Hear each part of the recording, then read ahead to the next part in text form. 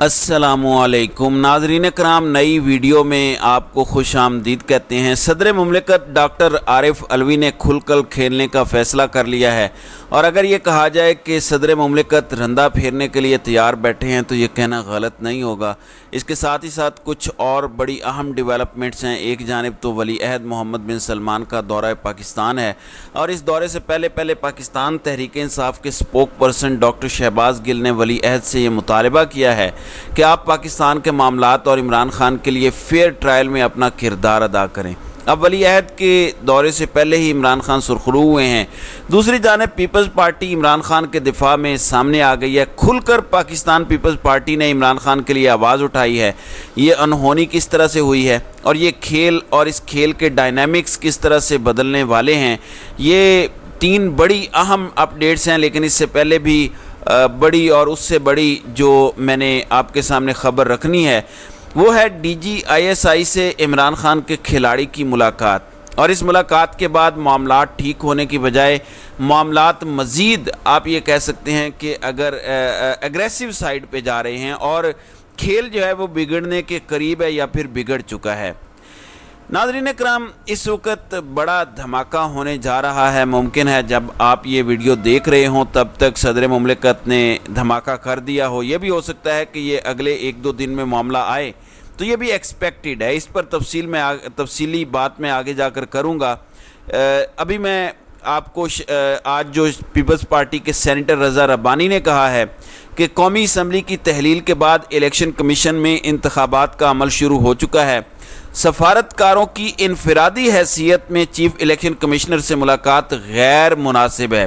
अब peoples party खुलकर एक जानिब तो इस्टेब्लिशमेंट को टफ़ टाइम दे रही है, दूसरी जानिब इस्टेब्लिशमेंट भी टफ़ टाइम दे रही है और पीपल्स पार्टी के लोगों के नाम नो फ्लाई लिस्ट में डाले गए हैं।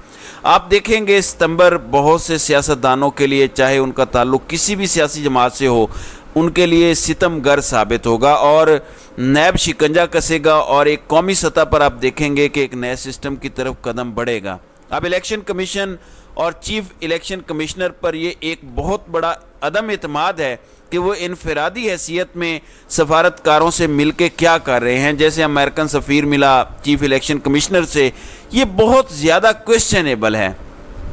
नाज़रीन कराम, एक और बयान में इन्होंने कहा कि सफारतकारों की जानिब से इलेक्शन के वक्त और शफाफियत पर बयान देना दुरुस्त नहीं है। उन्होंने कहा कि इंतखाबात पाकिस्तान का अंदरूनी मामला है। हमारी बची खची सियासी खुद मुख्तारी को बाहर से बयानात और मुशाहिदों से पामाल न किया जाए। हम क्लाइंट सियासत नहीं हैं। हमारी सियासी और माली खुद मुख्तारी पर वक्ती समझौता हुआ, लेकिन हम काबिल फ़ख्र कौम हैं। अब ये स्टेटमेंट बड़ी रीज़नेबल स्टेटमेंट है और मैं समझता हूँ कि ये मुनासिब स्टेटमेंट है।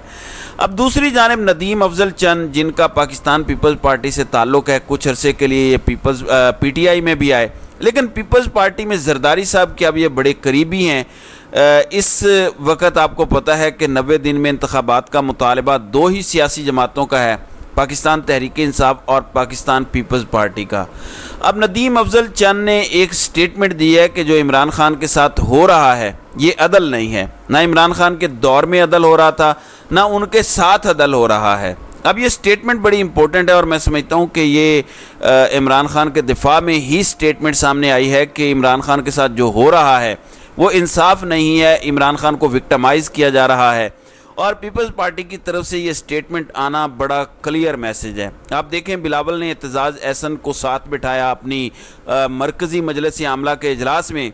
उसमें जब एतराज़ हुआ तो बिलावल ने कहा कि हमें एतराज़ नहीं है तो आप क्यों कर रहे हैं। ज़ाहिर है कि पीपल्स पार्टी को अब बयानिए की ज़रूरत पड़नी है। पीपल्स पार्टी के साथ वैसे भी एक हाथ होने वाला है।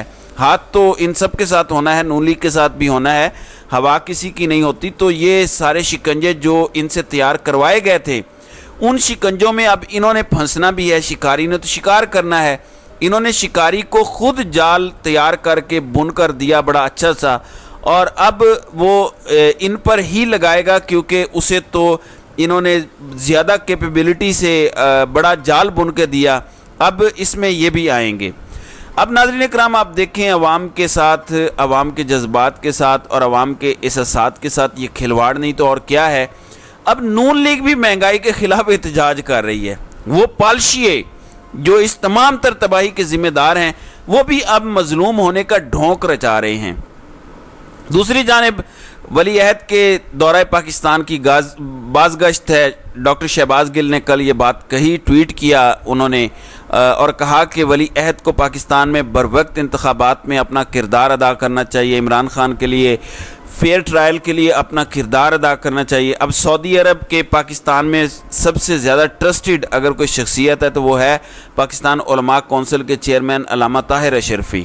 اب انہوں نے کچھ سٹیٹمنٹس دی ہیں۔ ایک جانب تو جو سائفر لیک ہوا دی انٹرسیپٹ میں، آئی تھنک کہ اس سائفر پر کوئسچنز تھے، میں اسے آج بھی مبینہ سائفر بلاتا ہوں، لیکن وہ مبینہ سائفر اب کیوں نہیں رہا؟ کیونکہ تفتیشی ٹیم نے عمران خان سے سائفر میں یہ سوال پوچھا کہ آپ سے سائفر گم ہوا تو اس اخبار کے پاس کیسے پہنچا، یعنی اگر اس اخبار کے پاس سائفر پہنچا ہے تو وہ عمران خان نے پہنچایا ہے، یہ عدالت میں تفتیشی ٹیم ثابت کر رہی ہے، لیکن اس سے یہ انڈائریکٹلی بات ثابت کر رہے ہیں کہ وہ سائفر ٹھیک ہے، اور وہ سائفر جو انٹرسیپٹ میں چھپا ہے وہ بڑا ہی خطرناک ہے، اور اس میں اس شخص نے یہ بات کہی کہ یہ سوللی عمران خان کا ڈیسیژن تھا رشیا کا دورہ کرنا، لیکن اب علامہ طاہر اشرفی نے عمران خان آج دوبارہ سرخرو ہوئے ہیں، اور ولی عہد کے دورے سے پہلے انٹرنیشنلی عمران خان سرخرو ہوئے ہیں، کیونکہ علامہ طاہر اشرفی نے کہا ہے کہ قمر جاوید باجوہ نے کہا ہے کہ دورہ روس کے لیے سابق وزیر اعظم کو ہماری تائید حاصل تھی،